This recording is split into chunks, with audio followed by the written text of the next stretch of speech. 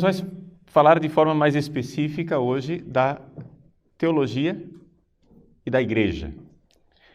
Nós já falamos no primeiro dia a respeito do pensamento de Antônio Gramsci. Ontem, mais especificamente, nós falamos da escola de Frankfurt. Hoje gostaríamos de falar especificamente da teologia e libertação e como é que se encaixa a teologia e libertação nisso tudo. Como nós vimos, dentro do pensamento marxista, originário, mais especificamente do pensamento marxiano, não é? Aqui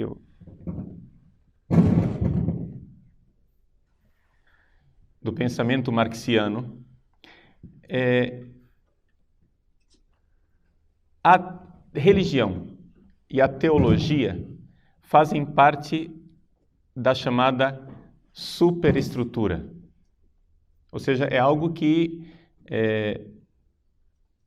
não faz parte da infraestrutura da história. A história, para Marx, ela se move a partir da economia, não é? Então, a economia é que realmente seria o motor da história. Toda a história se move a partir de interesses econômicos. E a luta de classes se dá a partir disto. Portanto, a religião seria um fenômeno patológico, periférico, não importante. O que acontece é que o pensamento revolucionário, depois de Marx, começou a notar a importância da superestrutura, a importância da cultura. E é por isso que, de alguma forma, para alguns analistas, o marxismo cultural seria, no fundo, uma espécie de marxismo heterodoxo. Por quê? Porque dá excessiva importância para a cultura, quando para Marx o importante era o econômico. Vejam, eu acho que, isso aqui já é minha opinião, cuidado quando eu dou as minhas opiniões, né? Então, eu sempre brinco com os meus alunos, eu digo, atenção, cuidado, é minha opinião, né? Então, não se trata nada de muito seguro. Na minha opinião, eu acho que ficarmos debatendo se o pensamento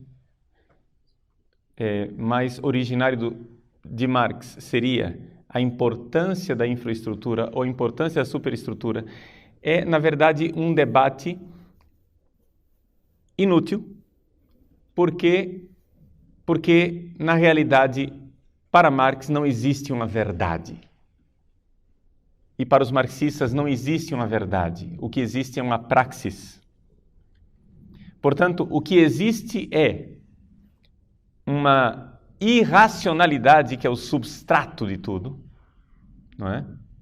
Ou como um pensador marxista grego que militou na França, Cornelius Castoriadis. Castoriadis trata toda esta realidade como sendo um magma, ou seja, é um vulcão, é uma força que está lá debaixo da terra, não é? Uma espécie de magma vulcânico. E esta irracionalidade é que é o verdadeiro motor da história. Essa realidade irracional.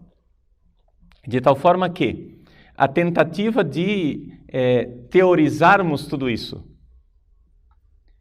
e controlarmos o pensamento marxista revolucionário dentro de uma teoria coerente, lógica e consequente, seria, no fundo, algo contraditório em si mesmo.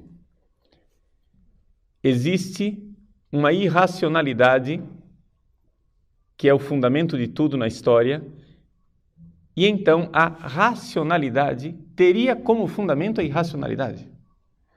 Portanto, cobrar coerência lógica é ainda estarmos dentro dos parâmetros racionais aristotélicos, dentro dos parâmetros racionais de uma lógica que, para Marx, seria fundamentalmente uma lógica burguesa.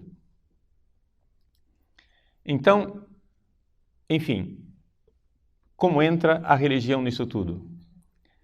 A religião foi considerada originalmente por Marx como ópio do povo. Depois, pelo stalinismo, leninismo, se tentou abolir a religião. Mas a escola de Frankfurt, juntamente com Antônio Gramsci, ou o contrário, Antônio Gramsci juntamente com a escola de Frankfurt, descobriram que, fundamentalmente, cultura é exteriorização. Na realidade, a religião seria a cultura, segundo a escola de Frankfurt, a cultura na realidade é religião exteriorizada. Ou seja, de alguma forma, a visão, todos nós temos uma visão religiosa do mundo. E a cultura seria a exteriorização desta visão de mundo.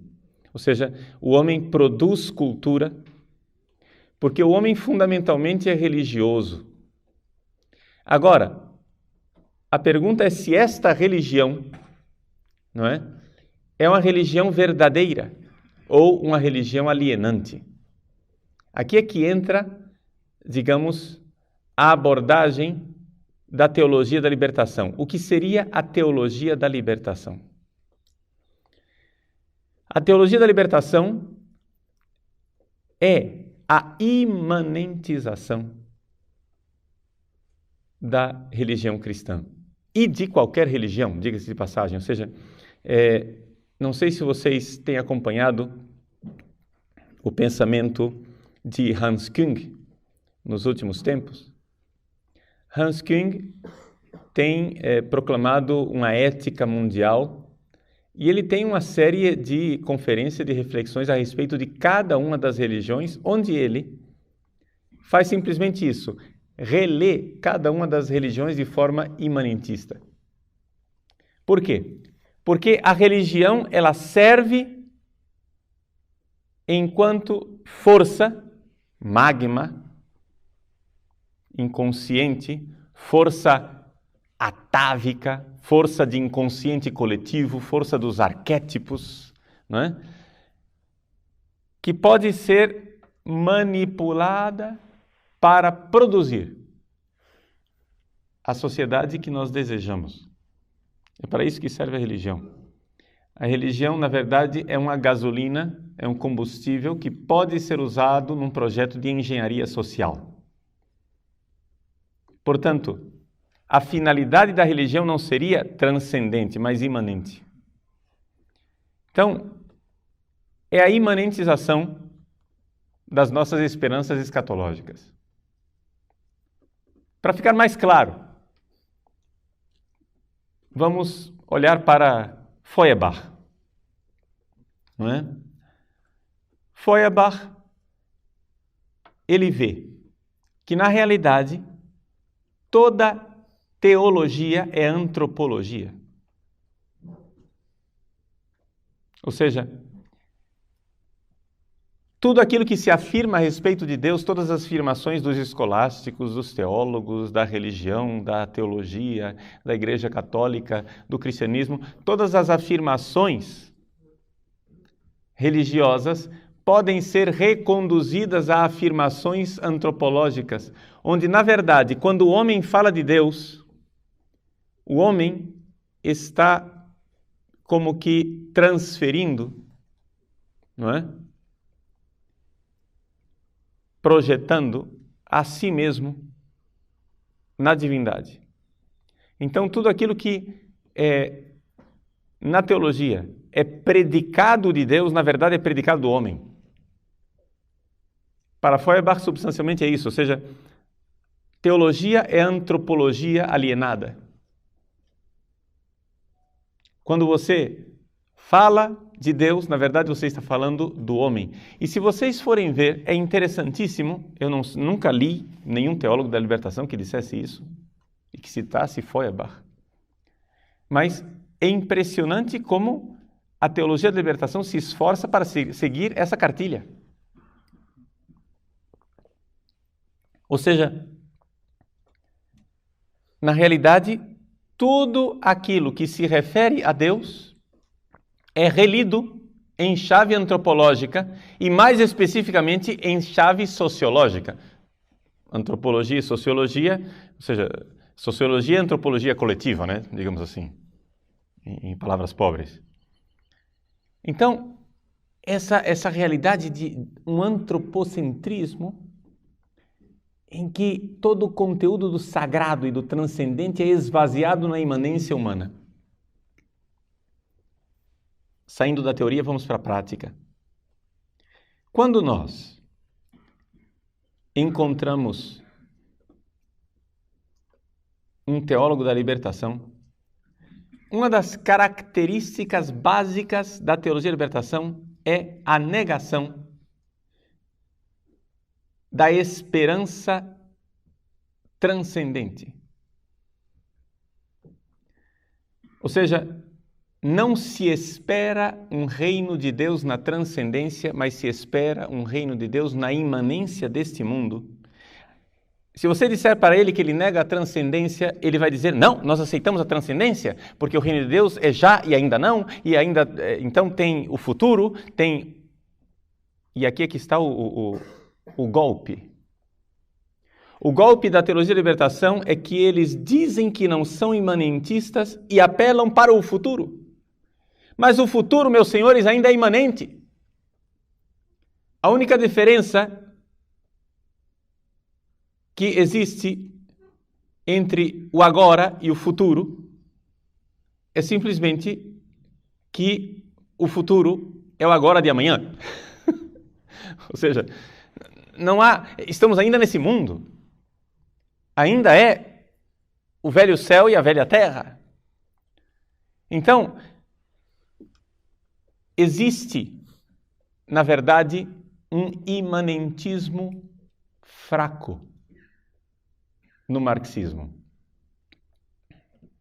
Vamos esclarecer isso. O que seria um imanentista no sentido pleno da palavra? O imanentista no sentido pleno da palavra seria um existencialista. O existencialista, como Sartre, como Heidegger, etc., etc., ele olha para a vida e vê que a vida não tem sentido. Por quê? Porque este mundo aqui é tudo o que existe. Portanto, não há sentido. E se vocês forem ver, os existencialistas merecem o nome de filósofos simplesmente pela extrema coerência com que eles levam o ateísmo até as suas últimas consequências.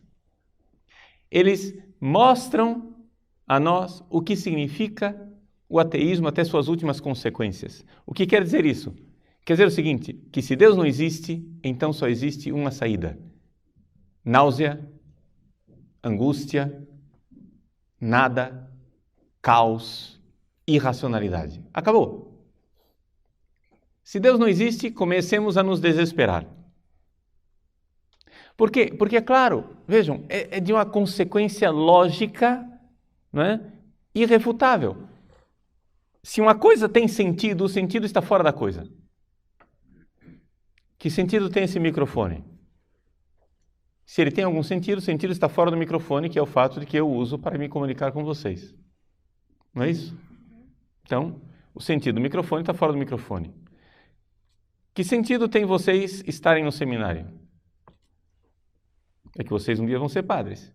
Então, se o seminário tem algum sentido, o sentido do seminário está fora do seminário. Estamos de acordo?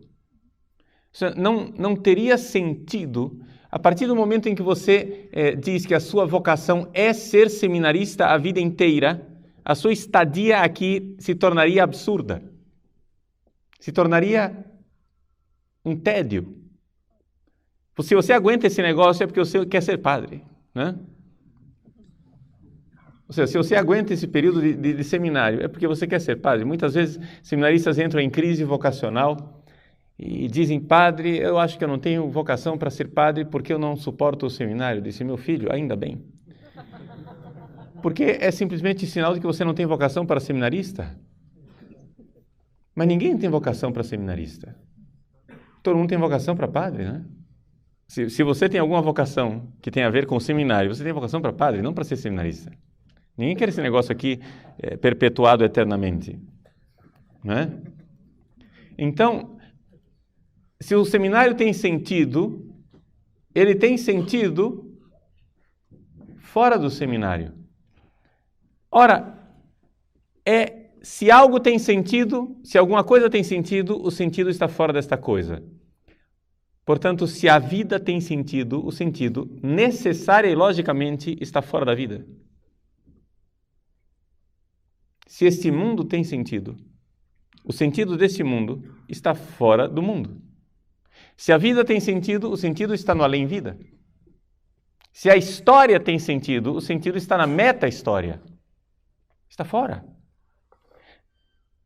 Porque querer fundamentar este mundo com este mundo é simplesmente o cachorro que corre atrás do próprio rabo. Não é?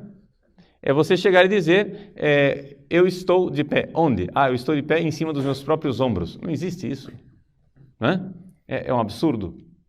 Então, o sentido da nossa vida, se existe algum sentido, está na transcendência. Agora, então nós temos aqui o quê? A visão clássica dos filósofos gregos e do cristianismo, que diz que esse mundo tem um sentido na transcendência. Assim diz o cristianismo, assim diz Platão, assim diz Aristóteles, né? E assim dizem os filósofos clássicos, em geral. O sentido desse mundo está fora do mundo, está na transcendência. Muito bem. Os existencialistas simplesmente disseram, bom, Deus não existe, vamos levar até as últimas consequências este fato. Para eles é fato que Deus não existe, não preciso nem provar isso. Vamos levar até as últimas consequências o fato de que Deus não existe. Se Deus não existe, a vida é um absurdo porque não existe sentido. Não há além. E se não há além, se não há transcendência, não há sentido. Então é por isso que eles falam de angústia, o homem ser para a morte, sein zum Tode, não é? E companhia limitada. Então, os existencialistas e os filósofos clássicos são as duas posições coerentes. O marxismo é um imanentismo trapaceiro, que ao invés de ficar na posição existencialista de que, bom, Deus não existe transcendência, portanto não existe sentido para esta vida, ele faz uma trapaça e diz, o sentido do hoje é o amanhã.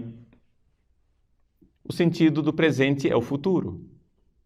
Agora vejam, a única coisa que existe em comum entre o futuro e a transcendência é que os dois são desconhecidos.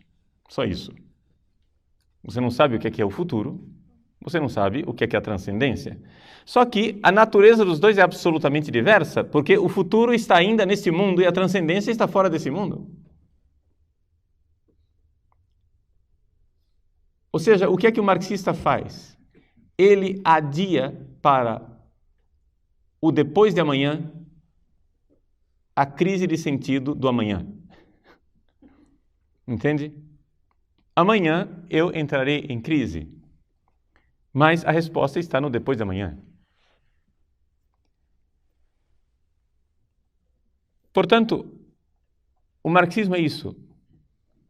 A imanentização do sentido transcendente que é adiado para o amanhã, para uma promessa de uma sociedade futura. Ora, se o mundo futuro é o sentido de tudo, se a sociedade perfeita é o sentido de tudo, a pergunta cabal, da qual nós não podemos fugir, é o seguinte: que sentido tem essa sociedade futura?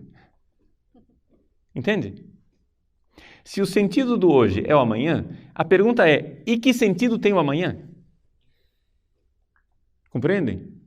Porque a busca de sentido continuará se a história continuar. Só existe uma forma de frear esta busca de sentido, que é falar de uma meta-história, de uma realidade que transcende essa história, que dela é fundamento mas que ao mesmo tempo é transcendente.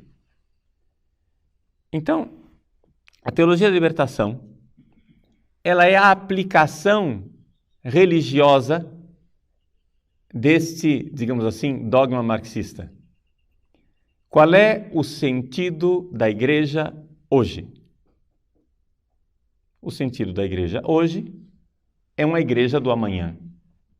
E essa igreja do amanhã recebe um apelido, Reino de Deus. Ora, para nós, o sentido da igreja hoje é o reino dos céus. Compreende? Não é um reino do amanhã, é um reino dos céus. Ou seja, quando se manifestar o reino de Deus, o reino de Deus não irá simplesmente elevar, não é? O último momento da história, mas toda a história será elevada. Toda a história encontrará o seu sentido. Não é? Não é que não é que vai haver uma história da humanidade, de repente, no último momento, uma ruptura, e aquele último instante vai ser suprassumido, na linguagem de Hegel, né? Aufgehoben, vai ser suprassumido em algo maior. Não, o que vai ser suprassumido é a história inteira. E não o último momento. A história inteira vai ser elevada. A história inteira encontrará o seu sentido. Se é assim, o reino dos céus não é o reino do amanhã. É o reino do além. É o reino transcendente. É o reino da eternidade. E a eternidade veio e rompeu na história. A eternidade irrompeu dentro da história humana e se fez carne. Aqui nós temos o paradoxo do cristianismo, onde o transcendente, o sentido de tudo, o logos, a palavra logos pode ser traduzida como palavra, mas pode ser traduzida também como sentido, né? Quando você diz que uma coisa não tem sentido, você diz que ela não tem lógica, ela não tem logos, né? Isso não tem lógica, não tem sentido, não tem logos. Muito bem. O paradoxo do cristianismo é que o logos, o sentido de tudo, que por definição para os gregos era algo transcendente, inalcançável e inatingível, o logos transcendente se fez imanente, se encarnou e veio aqui na história. Esse é o que é o paradoxo cristão. E por que ele veio e visitou a história? O logos cristão tornou-se, não é? Porque ele armou sua tenda entre nós, ele tornou-se alcançável, tangível.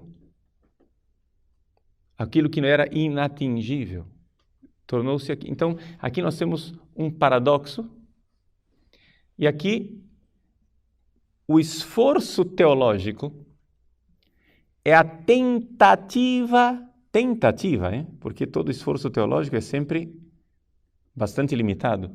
O esforço teológico é a tentativa de explicar como isto, que é aparentemente contraditório, na verdade é profundamente lógico, é de uma lógica que transcende a nossa capacidade de pensar, mas que a gente consegue enxergar algo, não é?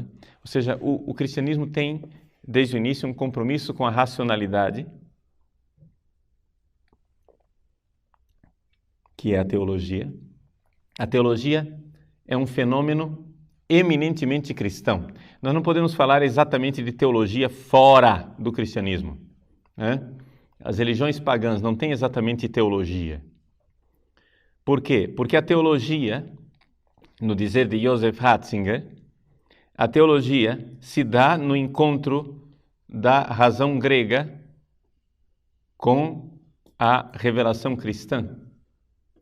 Então, é fides querens intellectum, ou seja, é uma fé, é a revelação, aceita pela fé, que porém procura a intelecção, procura o fato de que isto que me foi revelado pela fé não contradiz a minha racionalidade, mas ao contrário, aperfeiçoa a minha racionalidade.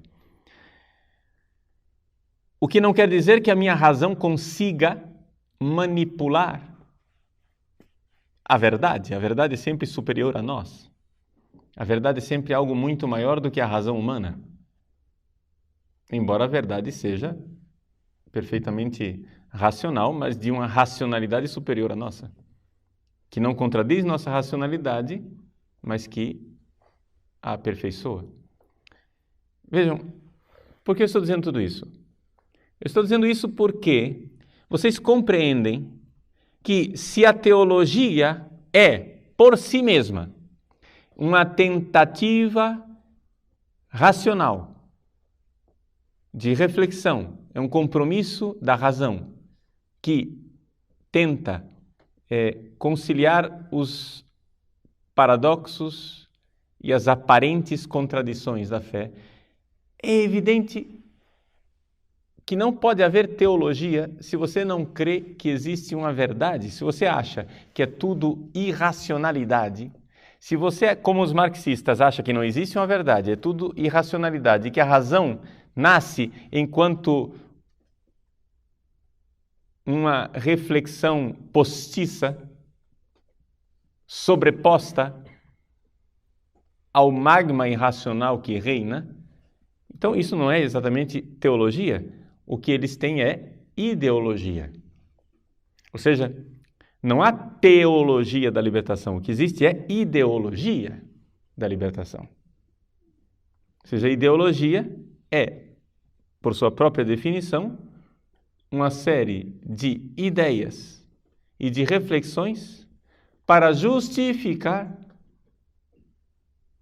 uma série de interesses de classe, uma série de interesses sociais, uma série de interesses de engenharia social. Então, a teologia da libertação é, na verdade, não somente nós dizemos isto dela, mas se ela for coerente até o fundo, ela mesma dirá de si que ela é, na verdade, uma ideologia a serviço de uma engenharia social. É isto que é a teologia da libertação. E é por isso que os teólogos tradicionais têm uma dificuldade imensa de compreender a forma de pensar de um teólogo da libertação. Por quê? Nós que fomos formados numa lógica escolástica, aristotélico, tomista, etc., etc., ficamos toda hora indignados e acusando os marxistas de incoerência. Mas isso é incoerência lógica, isso é uma falácia. O silogismo não decorre, as premissas estão mal fundamentadas, etc., etc. E a gente fica colocando a coisa dentro da nossa lógica. Mas o problema é o seguinte, a lógica que eles seguem não é esta. A coisa é outra. Quando Antônio Gramsci, nos seus cadernos do cárcere, se pôs a estudar Maquiavel, ele estava expressando exatamente aquilo que é a lógica revolucionária. A lógica revolucionária é o seguinte: bom é aquilo que ajuda a revolução, mal é aquilo que atrapalha a revolução. É simples. As pessoas ficam acusando de incoerência. Por exemplo, um teólogo da libertação, não é? Vê um seminarista, um padre de batina, e o acusa de estar dentro daquela batina escondendo o homossexualismo. O que é que você esconde atrás dessa batina? Na verdade, você tem alguma tendência homossexual. E então, tece comentários mordazes a respeito da hipocrisia de uma ideologia romana que esconde uma podridão imensa e uma falta de coerência.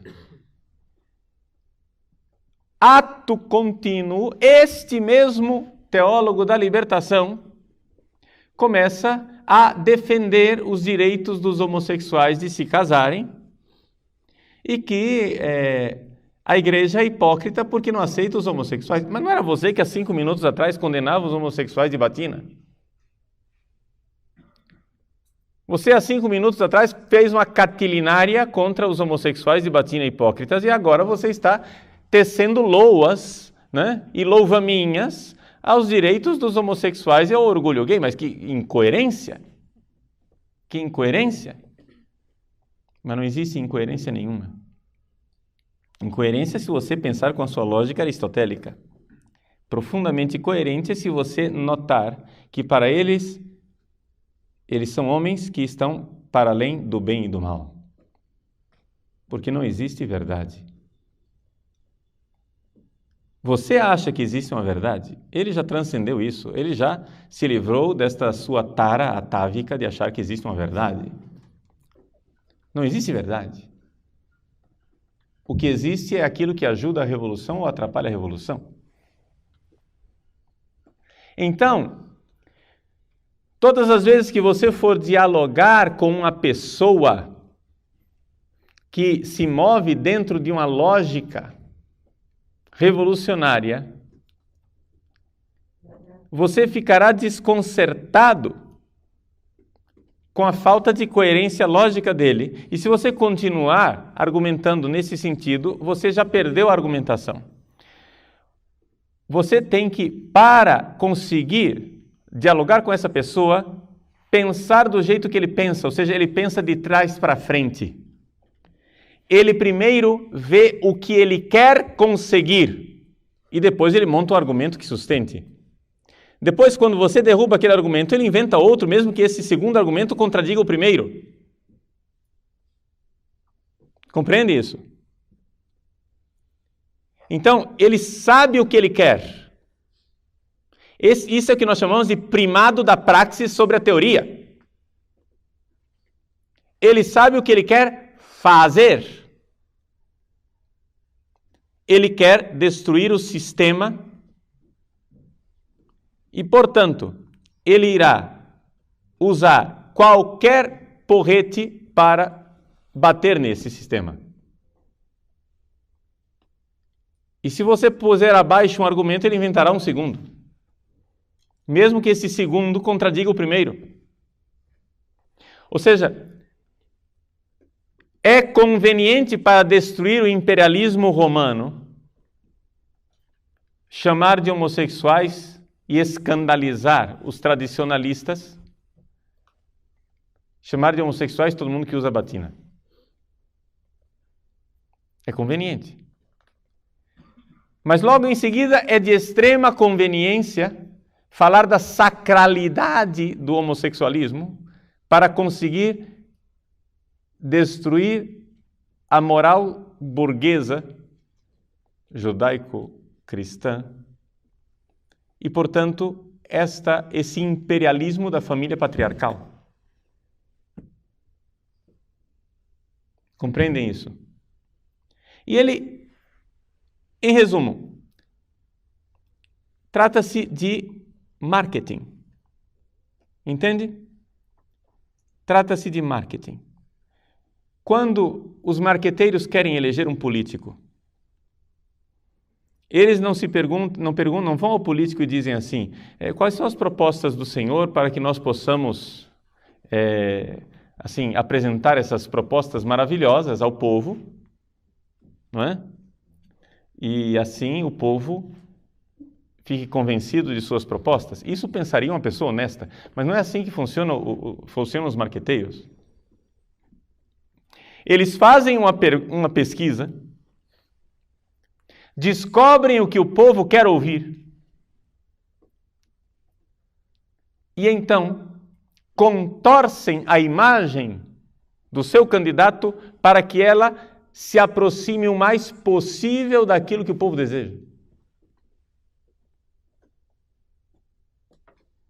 Ou seja, não é que a coisa seja um raciocínio lógico. Não, a conclusão já estava posta. Compreende? Então, qual é a grande acusação do marxismo com relação ao cristianismo? Que o cristianismo é ópio do povo. Por que o cristianismo é ópio do povo?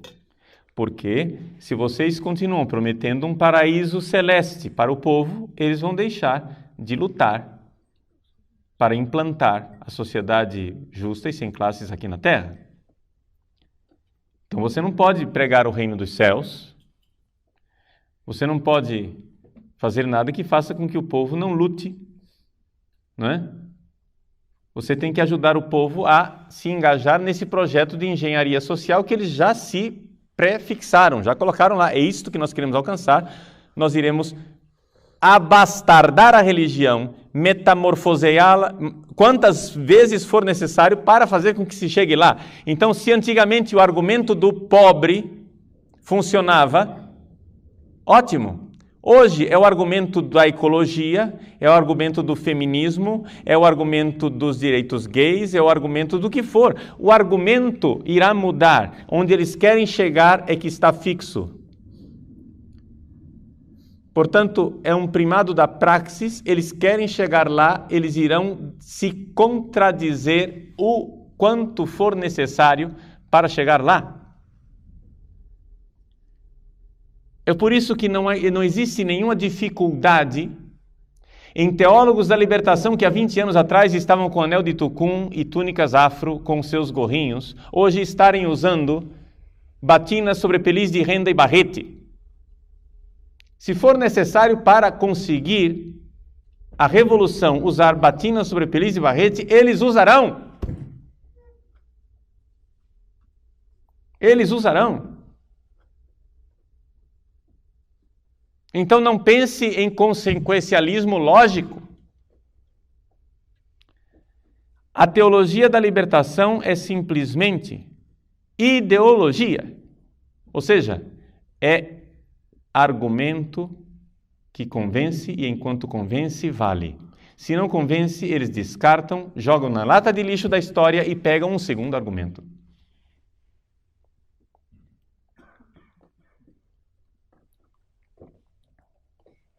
Teologia da libertação é teologia a serviço do partido. É aqui que está a realidade. Por isso, se você, ao entrar num debate com um teólogo da libertação, entrar dentro do debate dialético, platônico, aristotélico, tomista, escolástico, clássico, você perdeu. Por quê? Porque dentro dos diálogos platônicos, dentro da dialética clássica, não tem nada a ver aqui com a dialética hegeliana, ou seja, tem a ver, mas não tem a ver, ou seja, estou falando aqui em sentido de diálogo de busca da verdade, né? Diálogo acadêmico. Quando você se põe nesse diálogo que busca a verdade, a dialética clássica supõe que as pessoas em debate têm boa vontade e estão buscando a verdade. Ponto. Esse pressuposto não existe num debate com um revolucionário. O revolucionário não está buscando a verdade porque ele não crê que exista a verdade. E, portanto, ele não vai procurar sinceramente uma verdade, porque para ele não existe sinceridade. Ou seja, toda razão é, na verdade, ilusão. Ou seja, lembremos-nos de Paul Ricoeur, que nos fala dos três maîtres à suspicion, dos três mestres da suspeita. Nietzsche, Marx e Freud. Para eles, para esses mestres da suspeita, o que é a razão? Para Nietzsche, a razão é ilusão. Para Freud, é racionalização, mecanismo de defesa. E para Marx, é ideologia. Ou seja, nenhum deles crê na verdade. Nenhum deles crê que a razão possa conhecer a verdade. Para esses senhores, o ser humano é um animal defeituoso. É um animal que tem uma coisa chamada razão. A razão é um defeito que nos impede de estar em contato com o mundo real. O mundo real é o mundo da luta pelo poder, é o mundo do darwinismo, é o mundo da lei do mais forte, é o mundo da luta de classes, é o mundo da libido sexual agressiva, é o mundo do Übermensch, do supra-homem, do supra-humano, do homem que se livrou da racionalidade e da divindade e que agora vive a realidade ictônica, tenebrosa, irracional, satânica, digamos assim, para usar uma linguagem cristã que eles não usam, a realidade satânica do que é tenebroso, do irracional, do ilógico. Este é o mundo real. Essa realidade luminosa, apolínea, solar, não é? Da razão é simples ilusão. O mundo é subterrâneo, o mundo é magma, o mundo é lá embaixo, é vulcânico. Então, aqui está a grande dificuldade. Agora vejam só. Estes senhores tentaram acabar com a igreja, mais de uma vez. Levaram as igrejas, os católicos e os ortodoxos para os gulag russos e etc. Fizeram a Guerra Civil Espanhola e mataram sei lá quantos milhares de cristãos. Tentaram fazer revoluções e acabar com os cristãos. Só que eles notaram que não estava funcionando, porque nada disso conseguia tirar o povo da alienação religiosa. E então, eles fizeram o plano B. O que é o plano B? O plano B é o seguinte: você não consegue vencê-los, junte-se a eles, infiltrando-se e mudando a religião desde dentro. Ou seja, o que nós estamos assistindo dentro da Igreja Católica, a teologia da libertação é um projeto de engenharia social dentro de uma parte da sociedade chamada Igreja, em que desde dentro, eles infiltrados desde dentro, conseguem fazer com que a Igreja mude a sua própria natureza. E isto com a ajuda de tantas outras coisas e de tanta gente que nem pensava em ajudar nisso. Por exemplo, quando vocês pegam um teólogo como Karl Rahner não é da teologia da libertação. Mas a abordagem antropológica de Rahner serve, tudo serve. Por quê? Porque Rahner, com sua influência kantiana, não é? Rahner transforma a religião naquilo que eles creem que é a religião, ou seja, numa realidade mental. Por quê? Porque Rahner começa a mostrar que Rahner estuda Kant, vê que existem categorias, transcendentais na mente humana, e Rand então analisa e vê que existe um transcendental sobrenatural. Ou seja, a religião, ao invés de ser algo na história, é um evento, é um acontecimento histórico, a religião é algo aqui, na minha mente, na minha cabeça. Então, tudo isso serve. Eles vão usar tudo isso. O que é que não será absolutamente aceito pela teologia da libertação? É o cristianismo como acontecimento.